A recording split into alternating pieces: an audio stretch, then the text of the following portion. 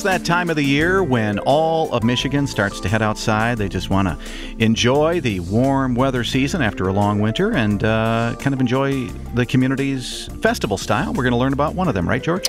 Yep, exactly. Another great event to talk about today, and this one is the East Lansing Art Festival coming up in a couple of weeks, May 18, 19. We've got Corinne Van Wyk with us, the director of the festival. And Corinne, this is in East Lansing, obviously. What else about it is special? Well, this is the 50th anniversary of the festival. Well, that's great, yeah. Yeah, so it's been going on for quite a while, and it's definitely a signature event for Mid-Michigan. People definitely look forward to it, plan on attending every year, and it's always a well-attended, just very festive event. Well, yeah, and I have been to this event in the past, and the nice thing about it for the folks who haven't been is it's kind of intertwined there between the university and the business community right there along Grand River. Yeah, actually, there's two events. I'm in charge of the East Lansing Art Festival, which is a juried fine art, fine craft festival. Okay. So artists actually apply, and they participate in a jury system to be invited to attend, and that's the event that happens in the downtown part streets. There is also another event put on by MSU Activities Board, and that's the MSU Spring Art and Craft Show. And that's going on at the same time? That's right. So there's two events, and you're right, they do span across from campus into the downtown. So, go ahead. I'm sorry, Corinne. So if you get turned down for the juried part, can you just head across the street? You can if you're timely. Yeah, because I would kind of expect that. I have always kind of thought about trying to get into an art show or a festival with my paintings. Really? I have to do a couple more before I have a chance. But I'm afraid you got to cover the numbers up, too. I'm afraid of getting turned down. I really am. Are you? I'm serious about that. Well, it is a bit of a grueling process. I mean, we received over 500 applicants. We really had less than 200 spaces available. So, there's a period of time within the planning process where, I'm not making people very happy. Yeah, well, at least you've got the dueling festival across the street to point them right. It's really nice to have the two going on at the same time because it really does provide something for everyone. There's lots to see. With the East Lansing Art Festival, we also have some programming to the event. So we have a children's area that is really focused on hands-on art, activity, and interactive performances. We have a stage with live music, and these are all free to the public. Live music all day, very eclectic variety of music.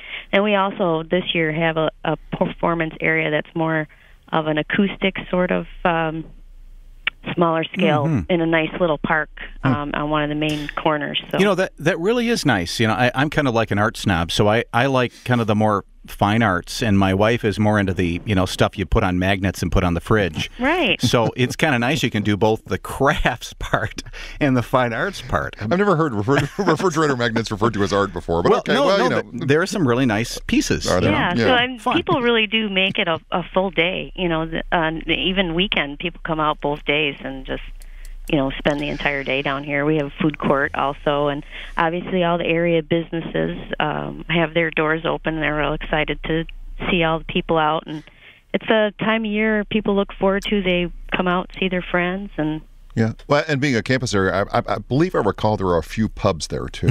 Several pubs. Yes. Definitely. As I recall. And now, it's interesting. I wonder how many. Do you think most people realize there are two different events, or they just kind of view it all as one big thing? I think most people aren't aware that they are two separate events. Yeah. So it's it's definitely nice to be able to just make people aware what the difference is. Sure. With it being a juried event. Well, Corinne, you should tell us about the ranking of the East Lansing Art Festival, because I know, like a few other art festivals in Michigan, this festival is really considered one of the finest in the country. It is. Last count that I was able to track down, there's about 4,000 or so fine art festivals across the nation. And there's an industry publication. It's called Sunshine Artist Magazine, and it really is focused on the fine art and craft shows across the nation. And we were ranked actually by the artists in the top 100. So that's really great. saying a lot. I think we were at 55 last year, and there's only just a few in Michigan that make that cut. But it's definitely nice to get that national recognition. I think it helps us attract high-quality artists applying, and I can tell by the field of candidates this year that the quality of the art was really high, so it's going to be a really fantastic show. You know, the other thing, obviously, for folks who haven't been there yet, you've got the new Brood Art Museum right there on campus. That's right. It's just a few blocks down, open for business, and it's free to the public also. It's a modern art museum. It's very cutting-edge architectural design of the building, and definitely a highlight in our downtown. Now it's been open for a year or so, and we're excited to be able to, direct folks down to it. Actually, the Broad has a really nice education arm of their offerings, and so they're going to actually have a booth in our children's area and be nice. Interacting with the kids. So it is a really cool-looking building. Yes, it is very neat, and their exhibits are changing very regularly, and it's just amazing to have that kind of free resource and access to the arts, and that's what the art festival is all about. It's free access to the arts, getting people out to interact directly with the artists, which is one of the reasons that art festivals, I think, are so unique in having an art experience. You get to actually talk with the artists themselves, maybe even ask them about the inspiration of their work, and really get to know where this piece of art came from when you purchase it, and then it becomes, not just a piece of art on your wall or on your mantle, but it becomes a story and you have a relationship with it. Yeah, it's an experience. Nice. Yeah. Do you have any? Speaking of modern art, do you have any digital artists this year? That's kind of a new thing, kind of a new world for art. We actually do. We have a couple that juried into the digital. Actually, I think we have 4, and they could be doing that in different ways. We don't really have digital art where it's video media, that type of thing. Electronic, but we have a few artists here who they're actually drawing or manipulating things with. And then printing out or whatever. So definitely interesting. In the categories that we have, we have so many different categories. We have the traditional arts and painting, photography, ceramics, but we also have mixed media categories.